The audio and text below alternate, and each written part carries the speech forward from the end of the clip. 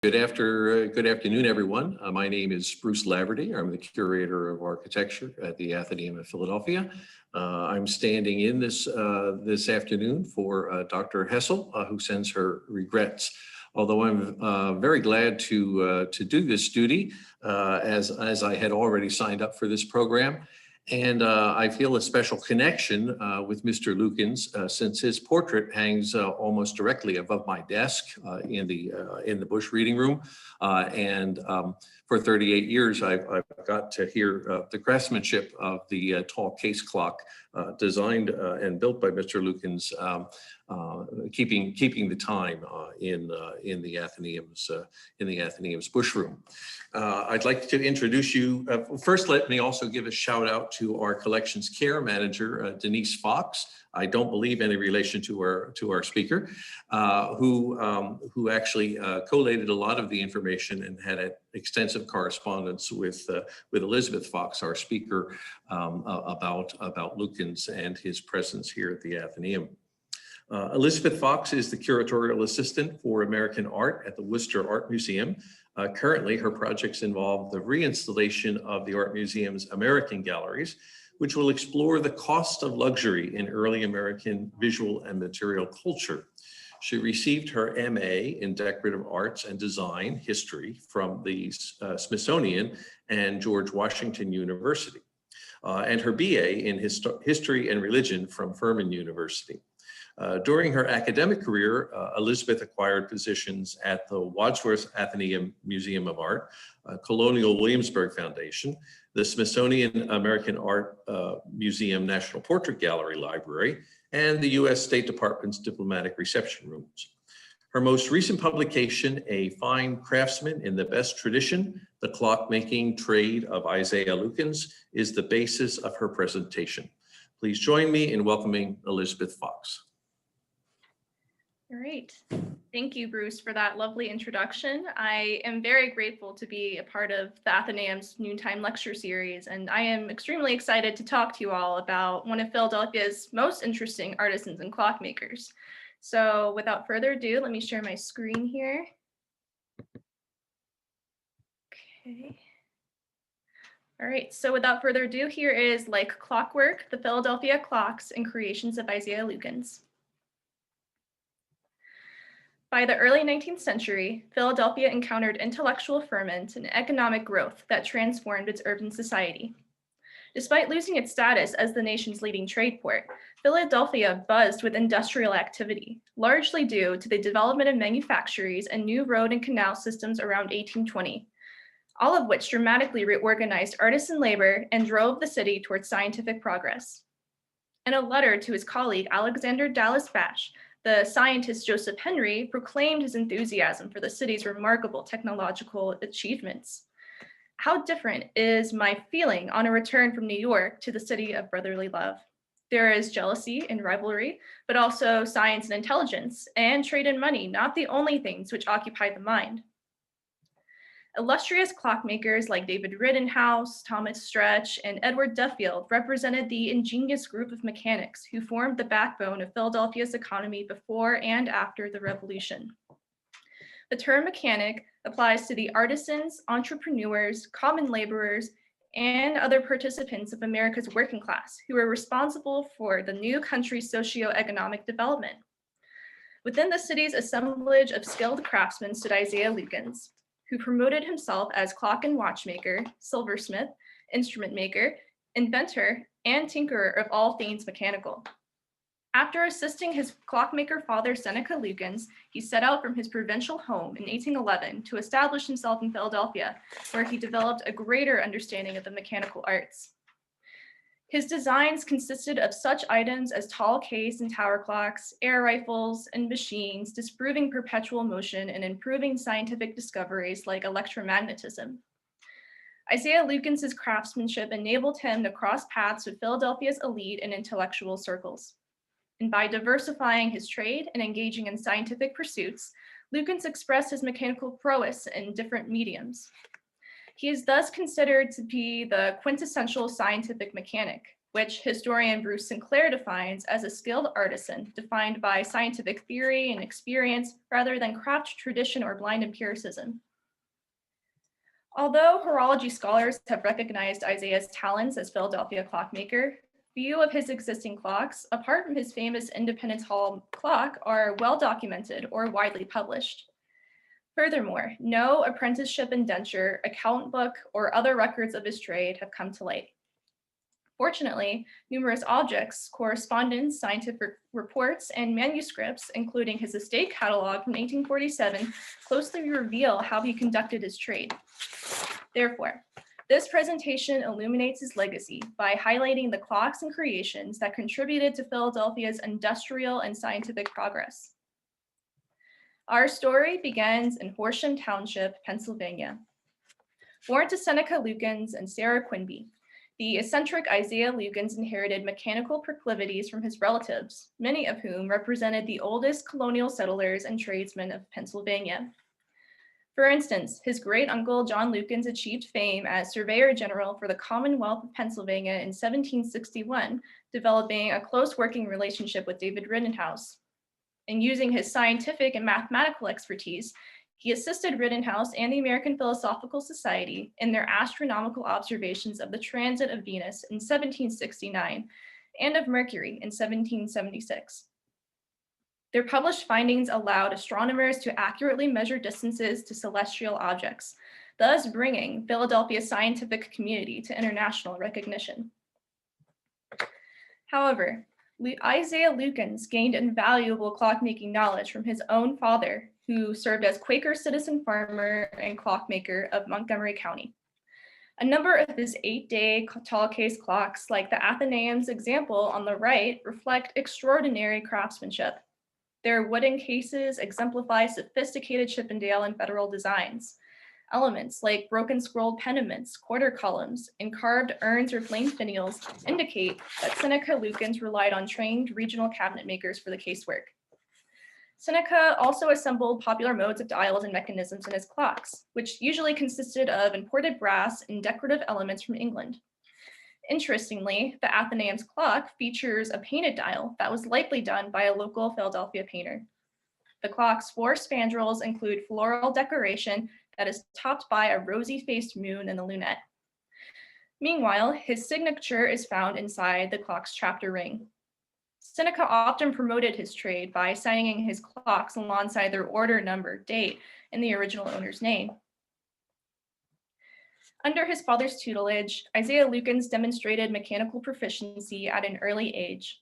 Charles Jones Wister Jr., the son of Isaiah's friend and colleague, wrote that the young Isaiah was, quote, a very agreeable companion, though when preoccupied with any mechanical problem that incidentally presented itself, he might have passed for the dullest of men, since he would spend the whole evening over a mechanical puzzle, for instance, and when solved, jump up, order his horse, and be gone without one word having passed his lips until he bade goodnight. Before his move to Philadelphia, Isaiah apprenticed under his father and received a common English education. His apprenticeship to Seneca would have been typical of other Montgomery County clockmakers. At the age of 14, young men worked under the supervision of a master clockmaker who was often, in this case, a relative or friend. After 2 to 7 years of training, these adolescents became journeyman clockmakers who could purchase their own farms and pay taxes in Pennsylvania by the age of 21, thus becoming tied to the land. The reasons why Isaiah remained in Horsham well into his 30s are unclear. Perhaps as the eldest of 6 children, with no heirs of his own, he fulfilled important duties involving the care of his family's estate. Nevertheless, once he became well-versed in the mechanical arts and sciences, Isaiah resolutely worked to become a prosperous urbanite. After accruing enough trade experience, the 35-year-old Isaiah Lukens set up shop in a former 2-story stable on the corner of Philadelphia's High Street in 1811. George Eskel Sellers, whose father Coleman Sellers shared a close friendship with Lukens, recalled him, quote, living in his shop, sleeping in an adjoining room, and taking his meals at an old hostelry on Market Street. He called his shop his wife, and he really loved it. Until his death in 1846, Isaiah Lukens created a plethora of timepieces ranging from astronomical regulators to tower clocks, which standardized time and smoothly regulated urban life beginning in the 18th century. Lukens made his first of 7 tower clocks for Lawler Academy, shortly after its founding on February 12, 1812. Located in Hatboro, Pennsylvania, only a mile from his childhood home and father's shop, the academy was established through the estate of the late Robert Lawler, a distinguished Montgomery County educator and judge. Between 1817 and 1820, Lukens erected public clocks for 2 Philadelphia buildings, Head House, which you can see on the left, and the Second Bank of the United States on the right. The latter clock includes a striking mechanism that would activate at 9 a.m. and 3 p.m. respectively, marking the start and end of a bank day. And I will be leading a small tour of this clock during the National Association of Watch and Clockmaker Symposium, which hopefully will occur in October 2021. For more details, you can visit www.horology1776.com. The diverse proportions and extremely accurate timekeeping of Isaiah's tall case clocks attest to his ingenuity, creativity, and originality. On January 5th, 1819, Isaiah presented one of his earliest clocks to the Academy of Natural Sciences of Philadelphia, of which he was an esteemed member. The clock's square architectonic case, with its flat pediment and crested molding on the hood, houses a 12-hour dial and smaller dial for counting the seconds. However, Lukens created perhaps his tallest clock ever for the Philadelphia Bank around 1840. Shortly after the bank moved from its old building at Chestnut and 4th Streets on June 30th, 1859, Henry Bird, the 6th librarian of the Athenaeum, purchased the clock at public auction for $23. And today, it still towers over the Bush Room in the Athenaeum. The case comprises of a geometrically carved door with floral brass medallions, scrolled supports, and a round hood crowned with carved vines. A tower clock mechanism incorporating a lawn pendulum with weight suspension fits inside its narrow case. So standing over 14 feet tall, this monumental clock epitomizes Isaiah's versatility as a clockmaker and mechanic. In 1834, Lukens designed an astronomical regulator for his friend Charles Jones Wister of Germantown. Wister possessed the qualities of a skilled mechanic, busying himself in his workshop at Grumblethorpe Mansion, where both men experimented with various clocks and scientific instruments. In his personal memoranda, he crafted formulas for clock compensation pendulums made of mercury, lead, and wood. Isaiah likely referenced these recipes when assembling heavy mercury pendulums for his astronomical clocks. At Lukens' behest, Charles Wister collaborated with him to build an observatory on top of a smokehouse at Grumblethorpe, furnished with a transit instrument, telescope, and the astronomical regulator. The Wister Observatory, which sadly no longer survives, allowed both men to observe and record celestial phenomena, including the transit of Mercury in 1845. Wister's regulator includes a compensation pendulum and other clockworks that were purposefully designed to maintain strict accuracy through environmental changes. First invented by the Dutch physicist Christian Huygens in 1656, pendulum clocks promoted society's obsession with precise timekeeping. Mercury pendulum clocks increased a clock's accuracy within seconds per day or even seconds per week. The regulator would run for 8 days on a single winding and function well with its high degree of accuracy, albeit in careful adjustment whenever changes in temperature and pressure occurred. Like the Academy of Natural Sciences clock, its mahogany empire-style hood protects a 24-hour silvered dial with a smaller dial for counting the seconds, as well as a 16-pound mercury pendulum rod found in weight-driven clocks of the period. It is strikingly similar to another astronomical regulator that Lukens made that same year for inventor Samuel Sellers of Philadelphia. Isaiah Lukens achieved prestige while constructing a new tower clock for the Pennsylvania State House, or Independence Hall, in 1828, which replaced the original 1753 steeple clock by Thomas Stretch.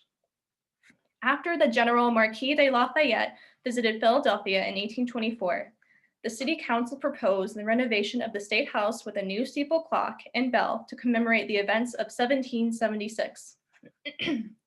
Having just returned to Philadelphia from England on October 22nd, 1827, Lukens secured the clock commission with the help of his young assistant, Joseph Saxton, who became one of Philadelphia's celebrated clockmakers and inventors. Saxton and Lukens constructed an 8-day clock with 4 copper dials, each measuring 8 feet in diameter, and clockworks with sufficient power to strike the 4,000-pound bell by bronze founder John Wilbank. Along with a transit instrument, the clock would have been furnished with a temperature compensating pendulum.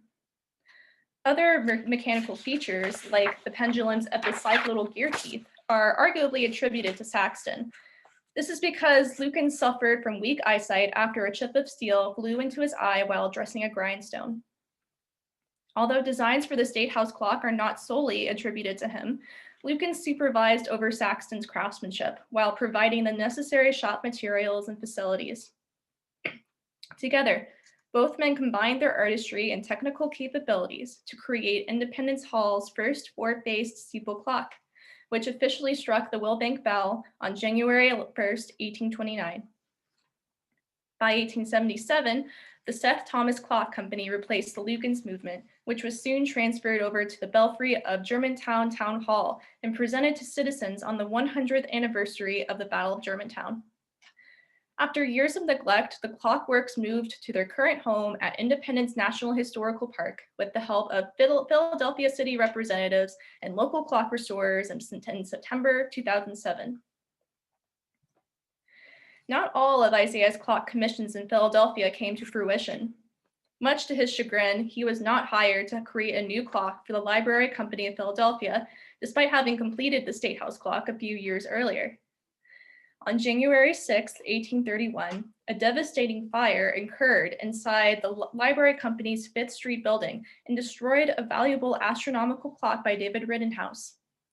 As a result, the library formed a committee of repairs and improvements, whose members were assigned to look over proposals for a new clock.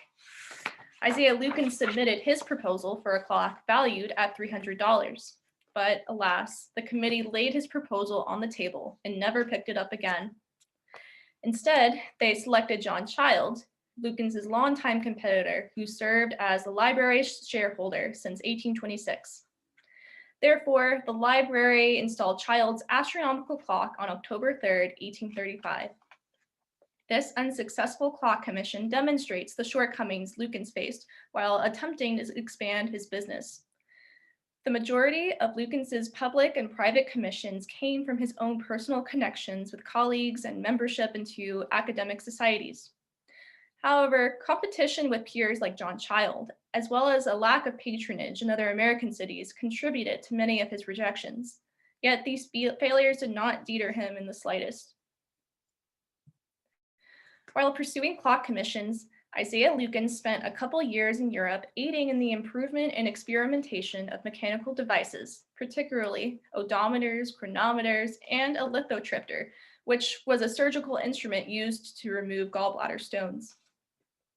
But compared to these apparatuses, Isaiah Lukens' model of a perpetual motion machine by Charles Redheffer catapulted him to early fame and recognition. A millwright from Germantown, Redheffer first exhibited his invention in 1812 at Philadelphia, where he claimed the machine could function indefinitely without an energy source, thereby violating the laws of thermodynamics. However, skepticism arose when the son of City Commissioner Nathan Sellers noticed evidence of wear on the faces of 2 cogwheels, but on the wrong sides. After close examination, Lukens determined that a spring and concealed wheelwork powered by a hidden attendant with a crank caused the machine to run. Seeking to prove Redheffer's hoax, the Franklin Institute hired Isaiah Lukens to reconstruct the machine as a wooden model. Now at the Franklin Institute, Lukens' replica consists of a horizontal circular table supported by a central vertical shaft and attached to 2 inclined planes mounted on wheels, each containing a small truck with removable weights.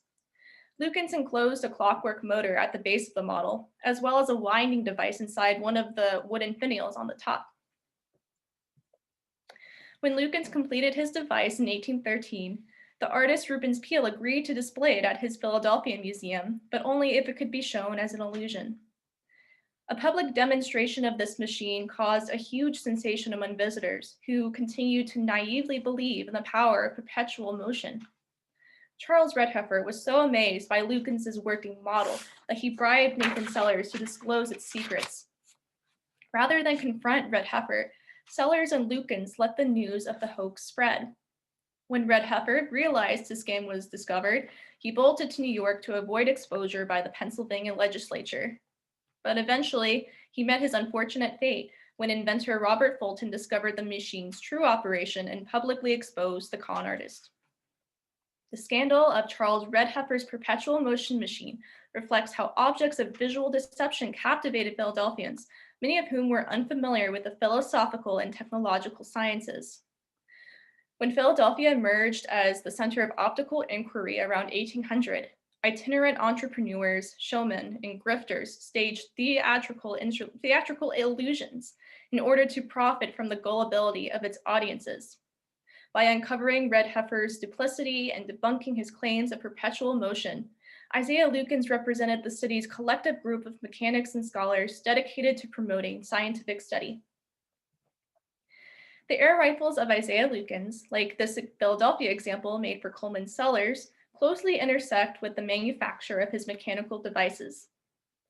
Originating in 15th and 16th century Europe, the rapid-fire, noiseless airgun became a prized hunting possession among American frontiersmen. Although clockmaking remained his chief occupation, Isaiah Lukens crafted airguns of exquisite quality with the help of Philadelphia gunsmith Jacob Kuntz. The Virginia Military Institute Museum holds in its collection one of 6 known surviving air rifles made by Lukens. The Polygroove .31 caliber air rifle has a 34-inch brass octagon barrel, muzzle loaded with lead balls, and a pneumatic hollow buttstock, retaining enough pressurized air for 40 shots.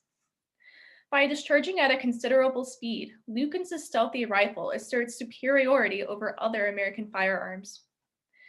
Previous studies by firearms scholars claimed that Meriwether Lewis carried this same rifle during the Corps of Discovery expedition, which lasted from August 1804 to September 1806. Although Lewis and Clark received government-issued arms in preparation for their westward journey, Lewis also brought along with him his personal air rifle.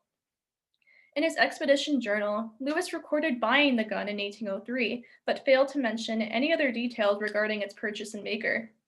He only describes the weapon's accuracy, which fired 7 times in 55 yards with pretty good success. Historian Henry M. Stewart Jr. first attributed Lewis's air rifle to Isaiah Lukens when he observed item number 95 in Lukens's catalog. And you can see at the bottom, it reads, "A large air gun made for and used by Messrs. Lewis and Clark in their exploring expeditions, a great curiosity." Conversely, other firearms historians like Michael Carrick argue that the Italian Viennese gunsmith Bartolomeo Girandoni designed Lewis's weapon.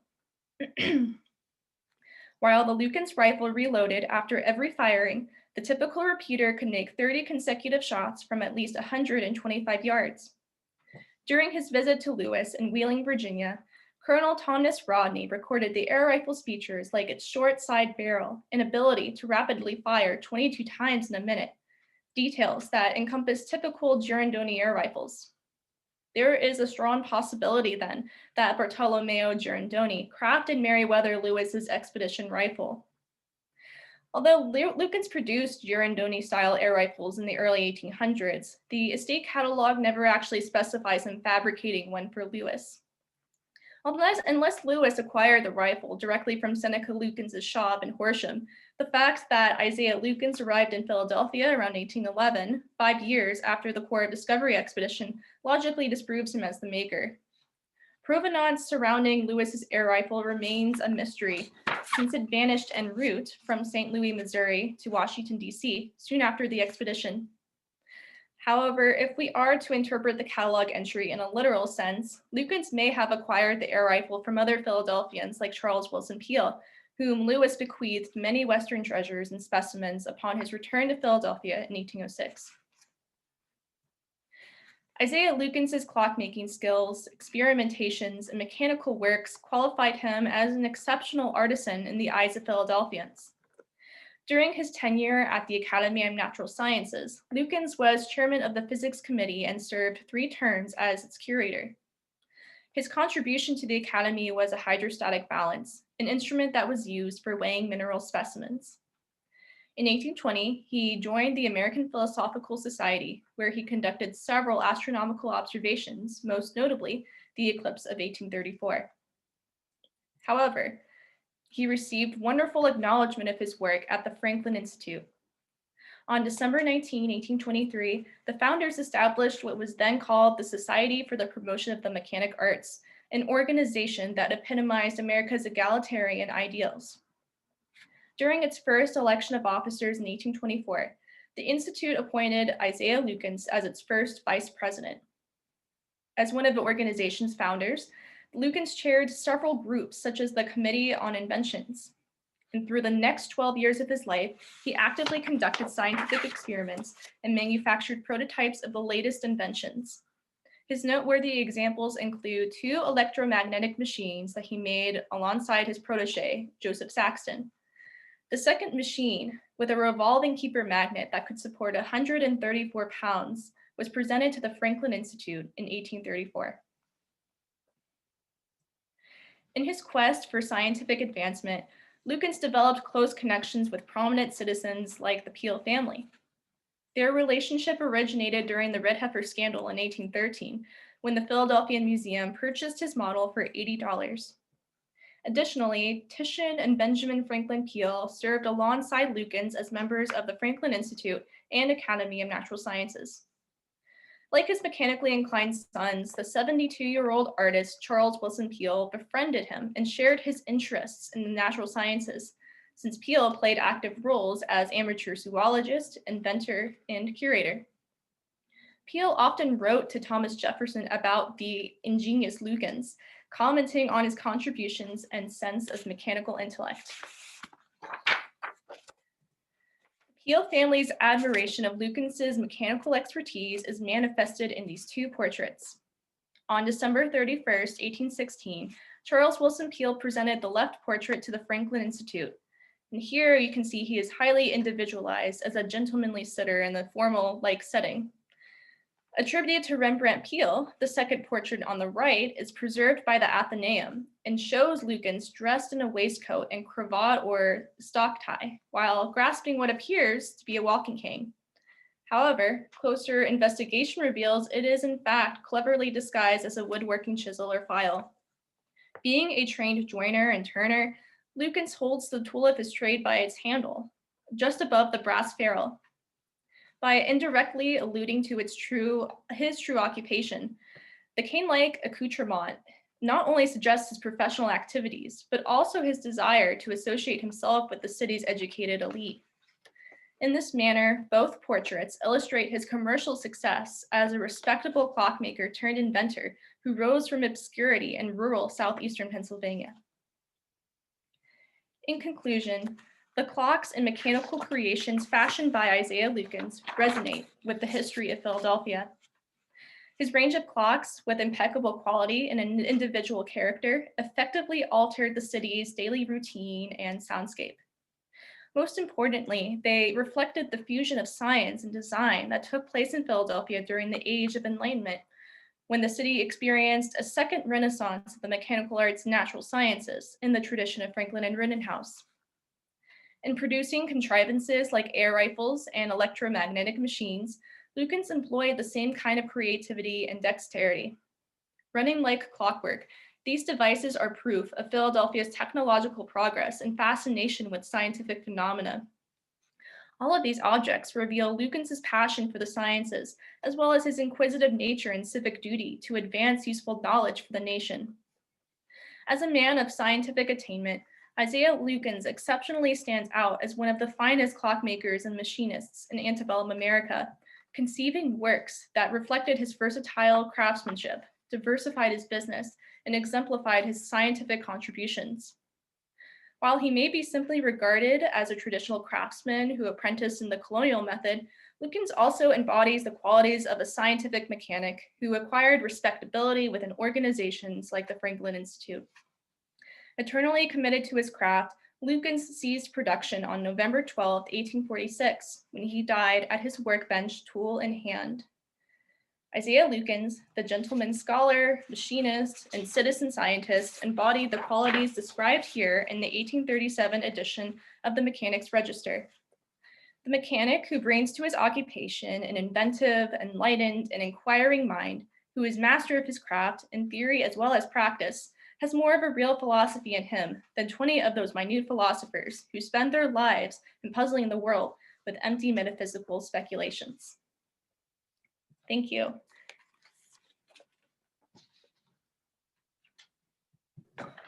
Thank you, Elizabeth. If there's anybody who has questions, if you could put them into the chat or the Q&A, I'll be happy to field them. I'm going to take advantage of my position here and ask a couple of questions. First of all, thank you so much, Elizabeth. What a fascinating talk. It's a reminder of how we tend to pigeonhole our craftsmen, and we say, oh, well, this person just made beautiful clocks, boom, end of story. But here's a craftsman who was at the center of a national universe that included firearms and furniture and pseudoscience and entertainment and astronomy, and had less than 6 degrees of separation to some of the greatest players in American history. I'm wondering if there was any documentation of a relationship between Lukens and Matthias Baldwin, the great locomotive maker, who as I recall, began his career as a jeweler. I think I have come up his name a few times in my research. This was which was actually 3 years ago when I was creating my thesis on Isaiah Lukens.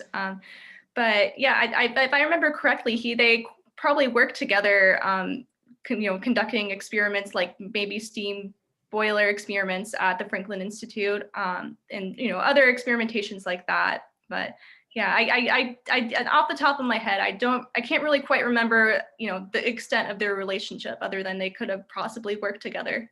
Mm-hmm. From our questions, what suggests to you that the dial on the Athenaeum's Lukens clock may have been painted locally? That's a very good question. That's something I came across, I think, in the object files at the Athenaeum. They make this mention that it was painted by a local Philadelphia painter.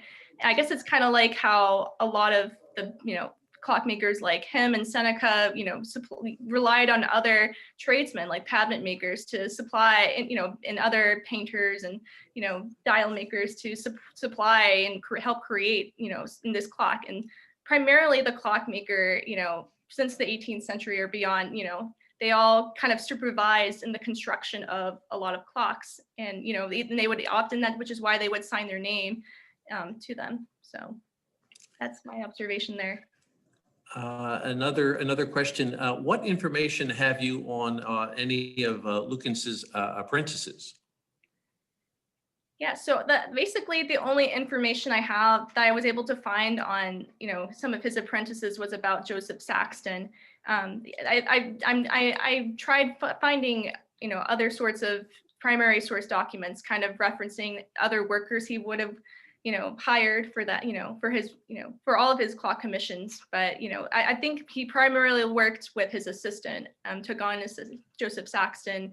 And I do know that Joseph Saxton, he arrived to Philadelphia with a letter of introduction and worked for a time at, I think actually at Baldwin's company watchmaking firm, in the early 19th century. And, over time they developed a close working relationship. And, from there, Saxton went on to become the mint master at, in the U.S. government. And he developed a lot of experiments in London with, with the Michael Faraday, I think who discovered electromagnetism. And, so that he went on from there to have a really illustrious career in the mechanical sciences. Thank you. This question is from Jay Stiefel. You mentioned that Lukens was chagrined at not getting the commission from the library company.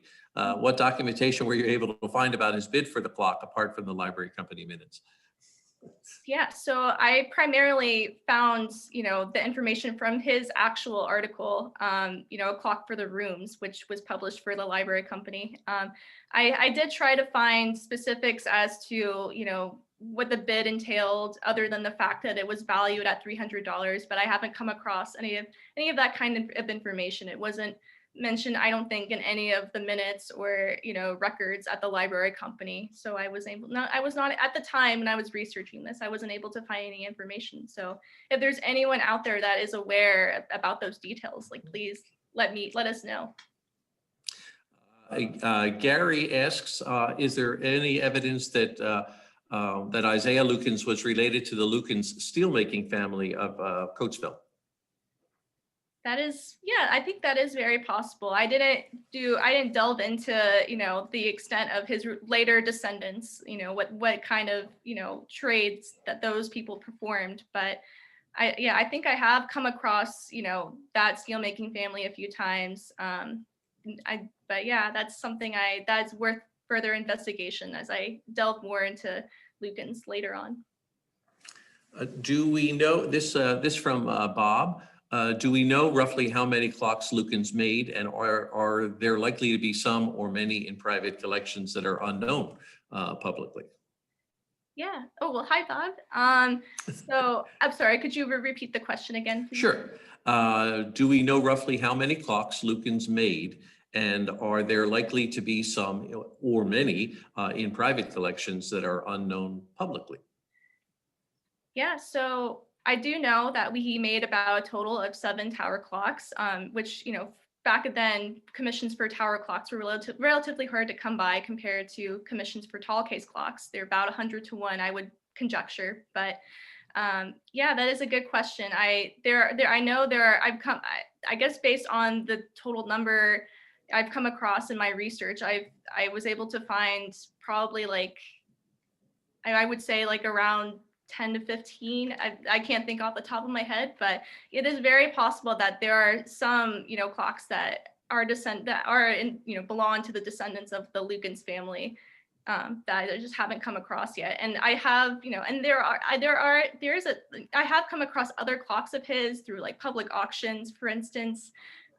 There was one, clock that was, it was kind of a tower clock dial that was encased in this mahogany or walnut tall case. And it was in a, New Orleans auction in 2015. So there's all sorts of interesting finds, I think, that, that showcase that, and they're all out there somewhere, but I'm still, looking through and to see if there's any, that I could, and if anyone knows more about that, please let me know too. Richard says, wonderful presentation. Is Elizabeth planning to publish her work? Yeah, that is also a great question. I would, if I have the time right now, and if, as I go through, continue on with my research and uncover more information about Lukens, I would love to partner with somebody, to, create a book or some kind of maybe an exhibition on Lukens and other citizen scientists in the 19th century. I think that could be, it'd be worthwhile to kind of pursue that. Amanda asks, how early in the program, I assume that means your academic program, did you express interest in clocks? As an alumni, what was your pro-seminar object? Great question. So I pursued the topic of, Isaiah Lukens and clockmaking in general, just when I was figuring out my thesis topic. Initially I mainly specialized during my graduate program in early American decorative arts, material culture, particularly, portraiture and silver. And I thought about going down that route, but I on the program, I, discovered I was genuinely curious to learn more about my own ancestor, who is Isaiah Lukens. If anyone out there doesn't know that, he is a distant cousin relative of mine. So that's kind of how I came about wanting to write about him and, learn more about the clockmaking world that he was in. So, but yeah, so I guess initially, like, when I was studying, early on in my graduate career, I was focusing in on silver and, and on, portraiture, mourning miniatures. That was something I initially envisioned myself I could work in, and I'm still interested in specializing in that. But, primarily I'm more of an Americanist and also want to learn more about, clockmaking, having, written a whole thesis about him. It sparked my interest for sure. Someone asks, where do Lukens papers survive? Or do they?